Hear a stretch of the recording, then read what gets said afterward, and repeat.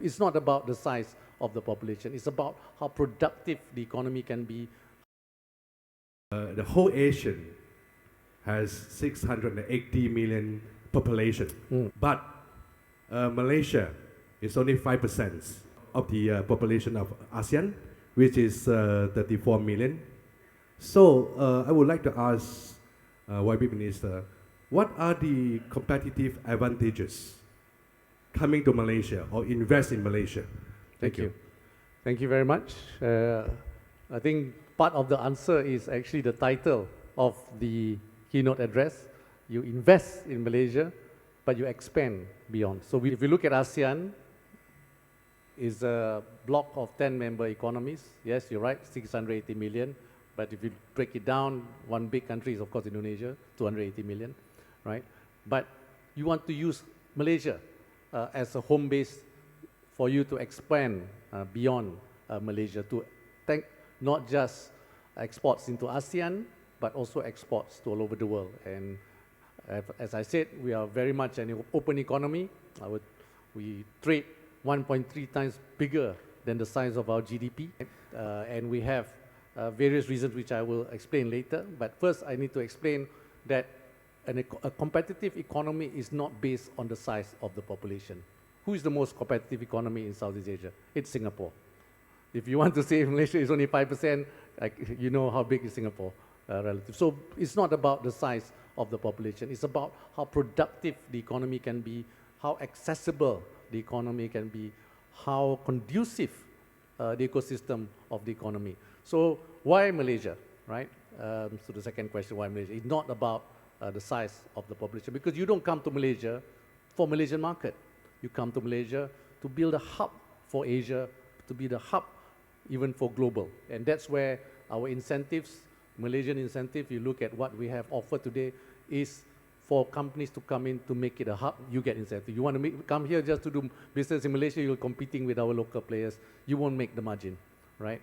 So back to why. Why Malaysia? I think there are three reasons why Malaysia. There are many, but three main top reasons. Yeah. Number one is infrastructure, right? If we look at our energy capacity, power, for example, is very important for many industries. You need a lot of electricity. You need also water.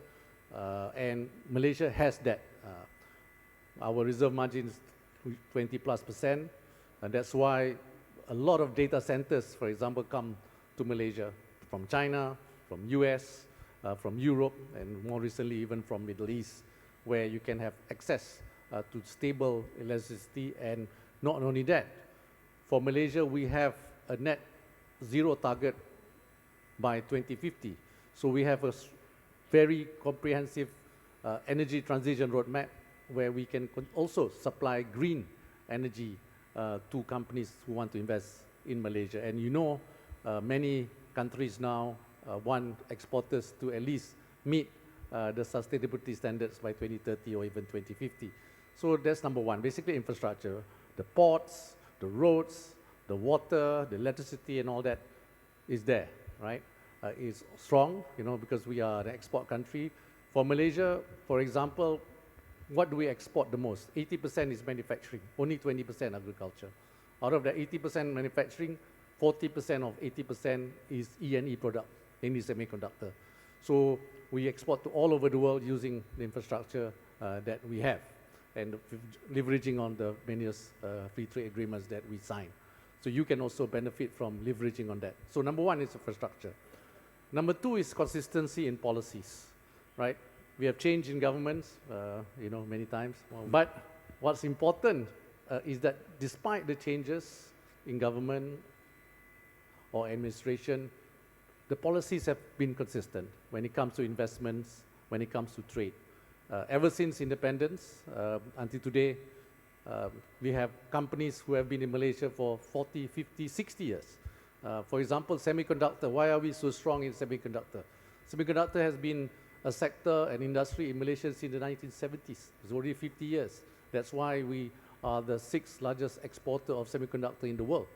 These companies didn't just start. And now we have Malaysian companies who are also global champions because of the spillover that was brought in by these multinational companies including companies from China, Korea, Japan, and from the Asian part of the world. So consistent policies, rule of law, etc. is important. And third, I think where we also have an advantage when I speak to companies why they come here, right, is also about talent. We do have a strong talent pool. I mean, all of you know Malaysians, many can speak English and many can speak Mandarin as well. But what's important is that the talent pool are there, skilled talent as well for various industries. So these, I think, are the three key reasons. But you mentioned the word competitive advantage. We are not competitive in all sectors, for sure, right? Agriculture is not something we are looking at, food security, etc. We're not really exporting, right? We are importing more than we are exporting for food, for crops. But for other sectors where we are strong in, we would like to see companies from China or from any other parts of the world to take part in building up that ecosystem. So the 5 sectors that we are strong in and we have competitive advantage and we want to build on that. One is E&E sector. I mentioned a bit about the E&E sector, how important it is, especially semiconductor.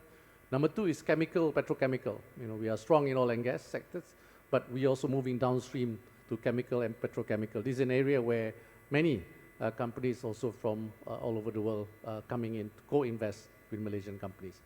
Thirdly, we talk about digital economy. I've mentioned data centers, the AI, and the software application that's required behind that. There's many Chinese companies also in this field, especially in technology, both infra and application. So this is another space where Malaysia wants to play in. Number 4 is on pharmaceutical and medical devices. So on our healthcare side, there's a big manufacturing capacity to build on. The last 30, 40 years, we have built a lot on pharmaceutical and medical devices. And finally is aerospace. This is another area where Malaysia has heavily invested in the aerospace industry. These are in the manufacturing side. Of course, the services side, there's tourism, there's other parts, logistics, financial services. So these are still important because our economy, 70% investment is still driven by the services sector. Yeah? The manufacturing is more for exports in a way. So these are the reason why you should come to Malaysia. And for Malaysia, we work with everyone. Yeah, we don't believe in a zero-sum game, right? If Vietnam becomes stronger, Thailand becomes stronger, Malaysia becomes stronger, good. You cannot one country become stronger and the rest don't, because then it creates instability, right? So that's why when we talk about ASEAN, we want to see ASEAN growing at 4 to 5%, but not one country growing at 10, the rest growing at 1. So we need to grow together so that become a very prosperous region.